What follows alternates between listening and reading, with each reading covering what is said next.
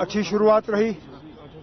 अल्लाह का शुक्र है कि लोग यहाँ पे नेशनल कॉन्फ्रेंस के साथ जोग बगजोड़ जुड़ने का काम कर रहे हैं। मुकाबला है, उसमें कोई दो राय नहीं।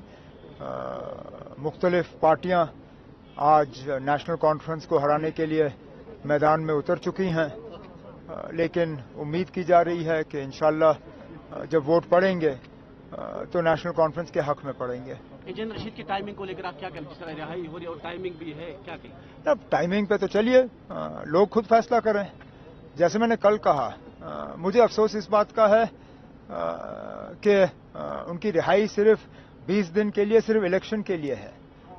बारामूला के लोगों से, और मैं जब बारामूला की बात कर रहा हूं, मैं बारामूला पार्लिमानी हल्के की बात कर रहा हूं, जिसमें कुपवारा भी है, बांडीपुर भी है, बडगाम के 2 इलाके हैं। इनके वोटरों से इलेक्शन के दौरान ये कहा गया था कि इंजीनियर रशीद को वोट दो, ये जेल से छूट जाएगा, लेकिन नहीं छूटा। निकला सिर्फ 20 दिन के लिए, ताकि लोगों के वोट हासिल हों, और फिर इसको वापस जाना पड़ेगा।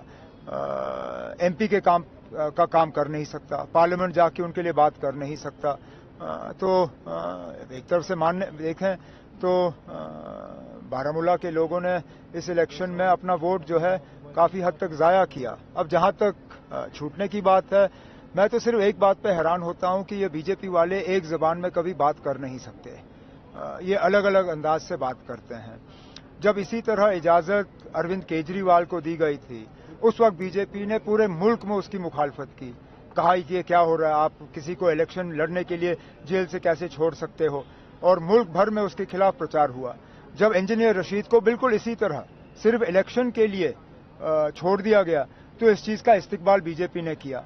तो कहीं ना कहीं दाल में कुछ काला तो नजर ही आ रहा है। बीजेपी कह रहे हैं कि इस बार जो है वजीर आला बीजेपी का होगा, क्योंकि आपको क्या लगता है जम्मू में तब अगर कश्मीर के लोगों ने गलती की और अपने वोट तकसीम होने दिए, तो मुमकिन है बीजेपी की साजिश कामयाब होगी।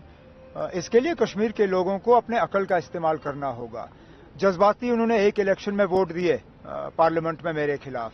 इस बार जज्बात एक तरफ रख के उनको अकल का इस्तेमाल करना चाहिए और सही फैसला करना चाहिए, ताकि बीजेपी को हम रोक पाएं। एक बार और कि यहाँ से जो पीपल्स कॉन्फ्रेंस या दीगर जमातें वो कह रहे हैं कि जब भी हम इलेक्शन में आते हैं तो उमर अब्दुल्ला साहब हमें ये कह रहे हैं कि एजेंसी की पैदावार है। तो है ही, तो मैं क्या कह रहा हूँ? बीजेपी में रहे, क्या जब मैं कहाँ बीजेपी में रहा, मैं कहाँ बीजेपी में रहा?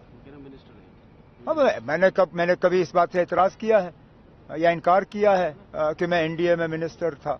मैं तो मानता हूं मैं था, और मैं कहता हूं कि मैंने उस वाजपेयी के साथ काम किया जिसने जम्मू कश्मीर के लिए इंसानियत, जमहूरियत, कश्मीरियत के हवाले से बात की, जिसने सरहद पे खड़े होकर बीजेपी का एजेंडा नहीं चलाया, जिसने कहा कि हम दोस्त बदल सकते हैं, पड़ोसी बदल नहीं सकते।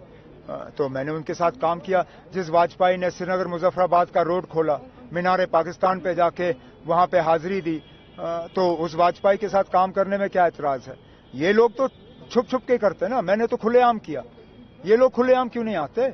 हम जानते हैं ये किसकी पैदावार है। और इसलिए और मैं क्या कह रहा हूं ना, वजीर दाखिला साहब ने क्या कहा, दो जमातों के हवाले से कहा कि हम इन लोगों के साथ मिलकर हुकूमत नहीं बना सकते, लेकिन पीसी पे खामोश थे, इंजीनियर रशीद की पार्टी पे खामोश थे, अपनी पार्टी पे खामोश थे, डीपीएपी पे खामोश थे, आजाद उम्मीदवारों पे खामोश थे, यहां तक कि जमात इस्लामी के जो उम्मीदवार हैं उन पे भी वजीर दाखिला साहब खामोश रहे।